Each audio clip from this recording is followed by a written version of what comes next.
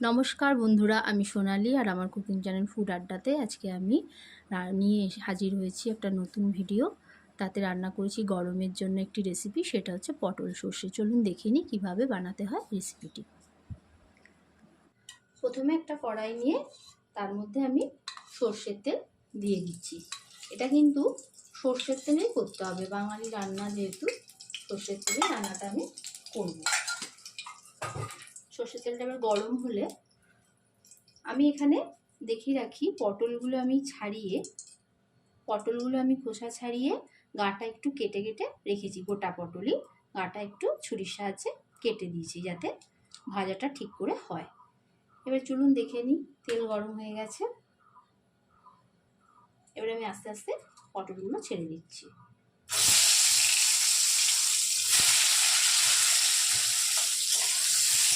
এই গরমে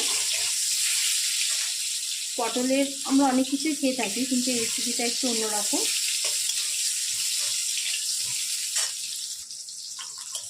পটলটা একটু ভেজে নিলাম, একটু ভালো করে ভাজতে হবে যাতে পটলটা সেদ্ধ হয়ে যায় এবং একটু লালচে ভাবও আসে। সেরকমভাবে ভাজা হয়ে গেলে আমি এবারে পটলটাকে আস্তে আস্তে নামিয়ে নেব। আমি পটলগুলো নামিয়ে নিলাম।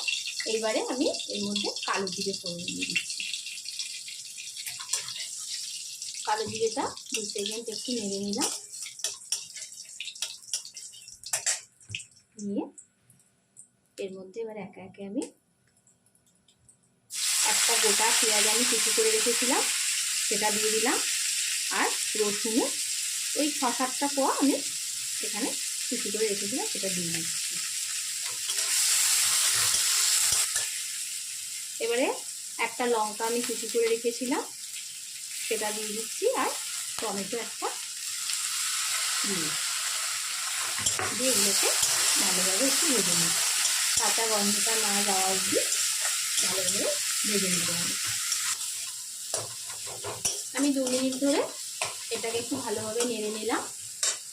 এইবারে এর মধ্যে সর্ষে 2 চামচ আর পোস্ত 2 চামচ বেটে এর মধ্যে নুন হলুদ দিয়ে রেখেছি।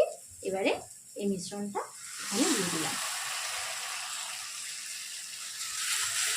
এই সর্ষে পোস্ততে একটা লঙ্কা দেওয়া ছিল, আমি আগে একটা লঙ্কা কুচি দিয়েছি। আপনারা আপনাদের স্বাদ মতো ঝালটা দেবে, যে যেমন খায়। গরমের দুপুরে যখন কোনো কিছু ভেবে পাবেন না যে কী রান্না করবেন, তখন একদিন এটা বানিয়ে দেখবেন। খুব টেস্টি একটা রান্না, সবারই ভালো লাগবে। এটা দিয়ে বাড়ির সবারই খাওয়া হয়ে যাবে। এবারে স্বাদটাকে ব্যালেন্স করার জন্য অল্প একটু চিনি দিয়ে দিলাম। এটা মিষ্টি হওয়ার জন্য নয়, জাস্ট স্বাদটা একটু ব্যালেন্স হওয়ার জন্য। এবারে আমি এর মধ্যে জল অ্যাড করে দেবো। কষানো হয়ে গেছে সর্ষে পোস্ত, এবারে অল্প সামান্য পরিমাণে জল দিয়ে দিলাম।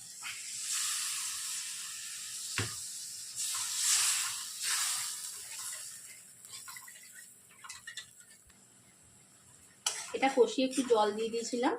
অল্প ফুটে যাওয়ার পরে আমি এই ভাজা পটলগুলোকে একে একের মধ্যে দিয়ে দিচ্ছি। দিয়ে খানিকক্ষণ এটা একটু ফোটাতে হবে, তাহলে রেডি হয়ে যাবে সর্ষে পটল। এটা 2 মিনিট হোক, তারপরে নামিয়ে নেব। আমি নুনটা টেস্ট করে দেখলাম একটু কম হয়েছে, ওই জন্য আমি সামান্য একটু নুন এর মধ্যে মিশিয়ে দিলাম।